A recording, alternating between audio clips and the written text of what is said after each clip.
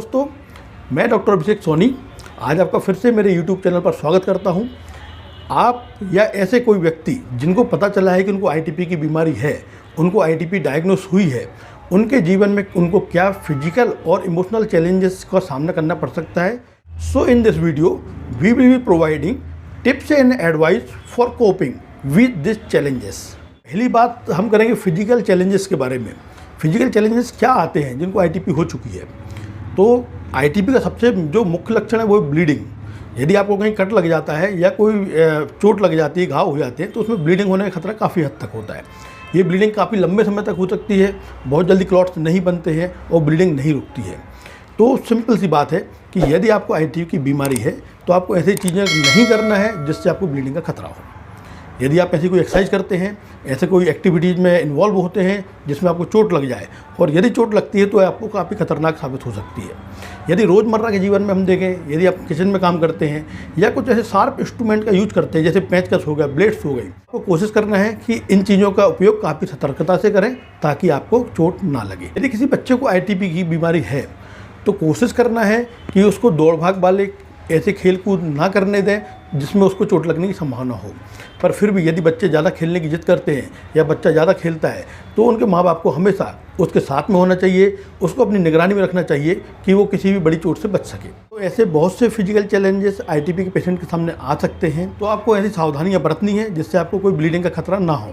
यदि कोई ऐसी आपकी दवाइयाँ चल रही हैं जो प्लेटलेट बढ़ाती हैं तो आप उनको अवॉइड ना कीजिए, उनको साथ में चलने दीजिए ताकि आपको कभी भी जीवन में ब्लीडिंग का खतरा ना रहे। बात करें इमोशनल चैलेंजेस की, मैं यूँ कहूँगा कि आपकी फैमिली में यदि कोई आईटीपी का पेशेंट है तो आप उसको अकेला मत छोड़िए, उससे बात कीजिए, उसको आप मोरल सपोर्ट कीजिए, उससे आप बात करें, उसको कहीं भी ऐसा फील ना होने दें कि इसको कोई पुरानी बीमारी है। देखिए कई बार ऐसा होता है कि कुछ पेशेंट्स में लक्षण कुछ भी नहीं होते हैं पर उनको पता रहता है कि उनको आईटीपी की बीमारी है, उनके प्लेटलेट्स कम है, तो कहीं ना कहीं वो मेंटल स्ट्रेस में रहते हैं।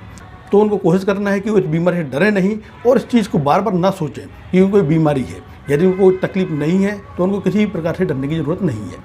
कोशिश करें कि आप अपनी बात मन में ना रखें, ऐसे फ्रेंड्स बनाएं या अपने ऐसे कोई फैमिली का मेम्बर हो जिससे आप सारी बात शेयर कर सकें।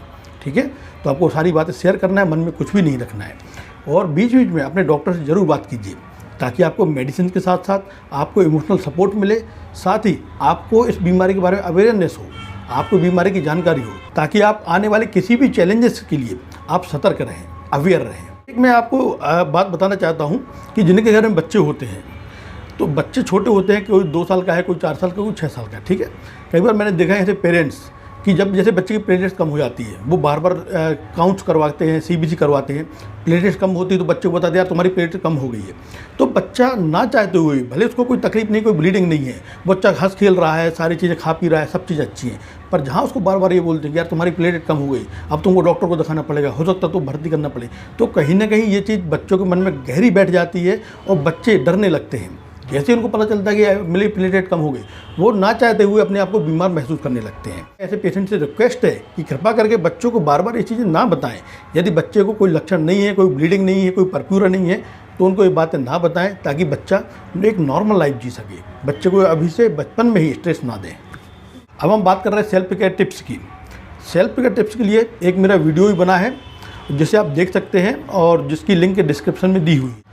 आपको मालूम ही होगा कि आईटीपी की जो बीमारी है ये इम्यूनिटी से रिलेटेड बीमारी है। ये इम्यूनिटी में कोई डिप्रेशन नहीं है, इम्यूनिटी कम नहीं हुई है, पर फिर भी कहीं ना कहीं इम्यूनिटी में कुछ ना कुछ गड़बड़ी है। तो जब हम ऐसे कोई काम करते हैं, चाहे अपन खाने की बात करें या चाहे स्ट्रेस की बात करें या अनिद्रा की बात करें, मतलब इंसोम्निया की, यदि आप ऐसी डाइट लेते हैं जिससे आपको बार बार कॉन्स्टिपेशन होता है या बार बार लूज मोशंस होते हैं या आप बार बार ऑयली स्पाइसी फूड लेते हैं, तो कहीं ना कहीं ऐसा डाइट आपकी इम्यूनिटी के लिए ठीक नहीं होते हैं। तो कोशिश करना है कि बैलेंस डाइट लें। यदि आपको नींद नहीं आती है, सबसे पहली बात तो आपको कोशिश करना है कि आपको गहरी नींद हो, कम से कम 8 से 10 घंटे की नींद आपको होना चाहिए। पर यदि आपको नींद नहीं आती है तो ध्यान रखना, यदि आपको आज नींद नहीं आएगी तो जो दूसरा दिन होगा वो कहीं ना कहीं तनावपूर्ण जरूर होगा। उस पूरे दिन में आप आलसी महसूस करेंगे, आप थके थके महसूस करेंगे और हो सकता है कि आपको दिन भर नींद का सामना करना पड़े। तो यदि आपका पूरा दिन और रात डिस्टर्ब रहेगी तो यकीन मानिए कि आपकी इम्यूनिटी के लिए चीज़ें ठीक नहीं है। तो कोशिश करना है कि कम से कम 8 घंटे की स्लीप आपको ज़रूर लेना है। आपको रेस्ट करना है, आपको कोशिश करना है कि कहीं ना कहीं आप अपने लिए आधे से 1 घंटे का समय डेली निकालें। समय निकालने से मतलब और रेस्ट करने से मतलब ये नहीं कि सिर्फ सो जाएं दिन में।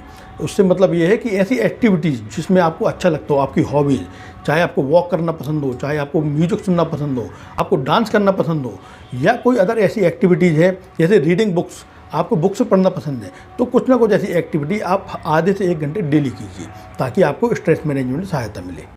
और आपको कुछ ऐसे टेक्निक्स का यूज करना है जैसे योगा हो गया, मेडिटेशन हो गया और डीप ब्रीथ एक्सरसाइज।